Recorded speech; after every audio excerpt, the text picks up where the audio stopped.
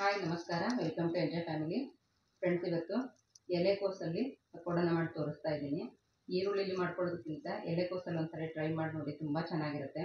ಯಾರು ಕೂಡ ನಂಬಲ್ಲ ಇದು ಎಲೆಕೋಸಲ್ಲಿ ಮಾಡಿರೋದು ಅಂತ ಹೇಳ್ಬಿಟ್ಟು. ಈರುಳ್ಳಿ ಥರನೇ ಟೇಸ್ಟ್ ಕೊಡುತ್ತೆ ಮತ್ತು ಎಲೆಕೋಸು ಕೂಡ ಘಮ ಇರುತ್ತೆ, ತುಂಬ ಚೆನ್ನಾಗಿರುತ್ತೆ. ಇವಾಗ ನಾನಿಲ್ಲಿ ಎಲೆಕೋಸು ಪಕೋಡ ಮಾಡ್ಕೊಳ್ಳೋದಕ್ಕೆ ಒಂದು ಕಾಲು ಭಾಗದಷ್ಟು ಎಲೆಕೋಸನ್ನು ತೊಗೊಂಡು ಉದ್ದುದಕ್ಕೆ ಸ್ಲೈಸಸ್ ಮಾಡ್ಕೊಂಡಿದ್ದೀನಿ. ಫ್ರೆಂಡ್ಸ್, ಇದು ಉದ್ದಕ್ಕೆ ಮಾಡ್ಕೊಂಡ್ರೆ ಚೆನ್ನಾಗಿರುತ್ತೆ, ಯಾಕಂದರೆ ಪಕೋಡಗಳಿಗೆ ನಾವು ಈರುಳ್ಳಿನ ಉದ್ದುದಕ್ಕೆ ಕಟ್ ಮಾಡ್ಕೊಳ್ಳೋತೀವಿ. ಅದರಿಂದ ಇದೇ ಥರ ಉದ್ದಕ್ಕೆ ಕಟ್ ಮಾಡ್ಕೋಬೇಕು. ಹಾಗೆಯೇ 2 ಈರುಳ್ಳಿನ ಅದು ಕೂಡ ಉದ್ದುದಕ್ಕೆ ಕಟ್ ಮಾಡಿ ಎಲ್ಲ ಬಿಡಿಯಾಗಿ ಸ್ಲೈಸಸ್ ಮಾಡ್ಕೊಂಡಿದ್ದೀನಿ. ಎಲೆಕೋಸನ್ನು ಕಟ್ ಮಾಡಿ ತೊಳೆದು ಚೆನ್ನಾಗಿ ನೀರು ಹೋಗಬೇಕು ಫ್ರೆಂಡ್ಸ್, ಆಮೇಲೆ ಯೂಸ್ ಮಾಡ್ಕೊಳ್ಳಿ.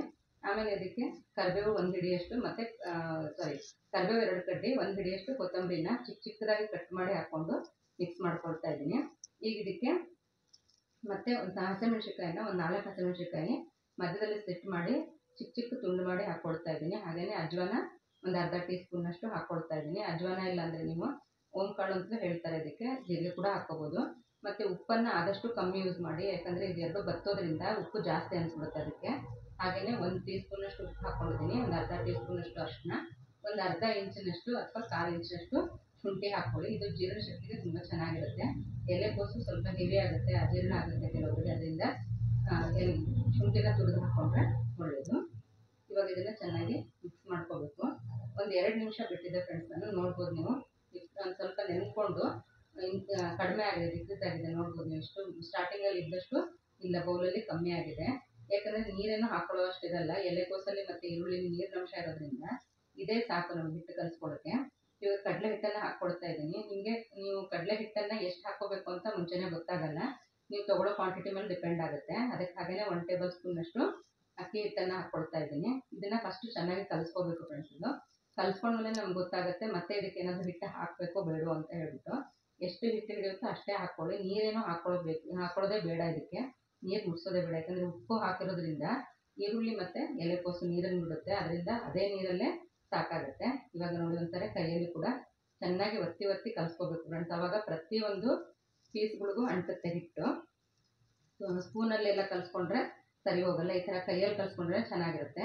ಸ್ವಲ್ಪ ಬಿಡಿ ಅನಿಸ್ತಾ ಇದೆ, ಅದಕ್ಕೆ ನಾನು ಇನ್ನೊಂದು ಟೇಬಲ್ ಸ್ಪೂನಷ್ಟು ಕಡಲೆ ಹಿಟ್ಟನ್ನು ಹಾಕ್ಕೊಳ್ತಾ ಇದ್ದೀನಿ. ಹಾಗೆಯೇ ಕಾದಿರೋಂಥ 1 ಟೇಬಲ್ ಸ್ಪೂನಷ್ಟು ಎಣ್ಣೆನ ಹಾಕ್ಕೊಳ್ತಾ ಇದ್ದೀನಿ. ಬಜ್ಜಿಗೆ ಕಾಯಿಸೋದಕ್ಕೆ ಇಟ್ಕೊಂಡಿರ್ತೀವಲ್ಲ, ಅದೇ ಎಣ್ಣೆ ಹಾಕ್ಕೊಂಡ್ರು ಸಾಕು.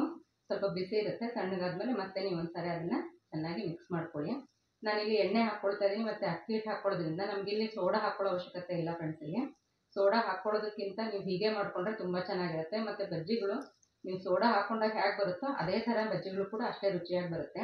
ಯೂಶ್ವಲಾಗಿ ನಾನು ಯಾವುದೇ ಸೋಡಾನ ಯೂಸ್ ಮಾಡಲ್ಲ, ತಿಂಡಿಗಳಿಗೆ ಆಯಿತು ಬಜ್ಜಿಗಳಿಗೆ ಆಯಿತು, ಹಾಗೆ ತುಂಬ ಚೆನ್ನಾಗಿ ಬಂದಿರುತ್ತೆ.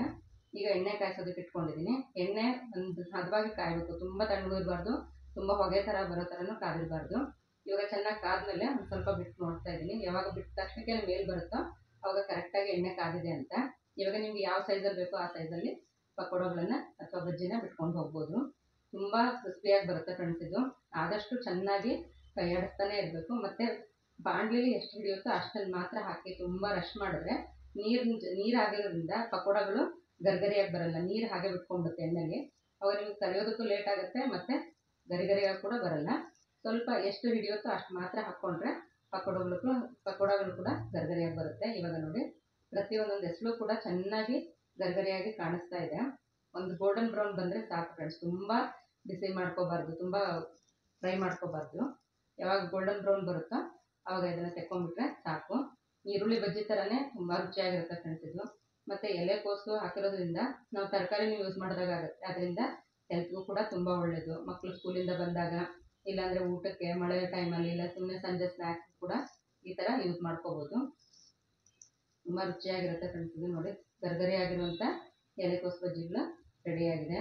ಇದರೊಟ್ಟಿಗೆ ನಾನು ಕರಿಬೇವನ್ನು ಕೂಡ ಕರೆದು ಹಾಕ್ಕೊಳ್ತಾ ಇದ್ದೀನಿ.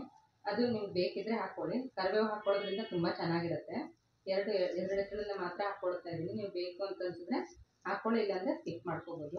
ಗರಿಗರಿಯಾಗಿರುವಂಥ ಎಲೆಕೋಸು ಪಕೋಡ ರೆಡಿಯಾಗಿದೆ. ಇದ್ರ ಜೊತೆಗೆ ನೀವು ಚಟ್ನಿನಾದರೂ ಮಾಡ್ಕೊಳ್ಳಿ, ಸಾಸ್ ಜೊತೆಗಾದರೂ ತಿನ್ಬೋದು, ಇಲ್ಲ ಹಾಗೆ ಕೂಡ ಟೀ ಜೊತೆ ಕೂಡ ಕೂತ್ಕೊಂಡು ತಿನ್ಬೋದು, ಇಲ್ಲ ಕಡಲೆಪುರಿ ಇಟ್ಕೊಂಡು ಅದ್ರ ಜೊತೆಗೂ ಕೂಡ ತುಂಬ ಚೆನ್ನಾಗಿರುತ್ತೆ. ಇವತ್ತು ಮಾಡಿರೋಂಥ ರೆಸಿಪಿ ಎಲೆಕೋಸು ಪಕೋಡ ಇಷ್ಟ ಆಗಿದ್ದರೆ ಲೈಕ್, ಕಮೆಂಟ್ ಮತ್ತು ಶೇರ್ ಮಾಡಿ. Thank you.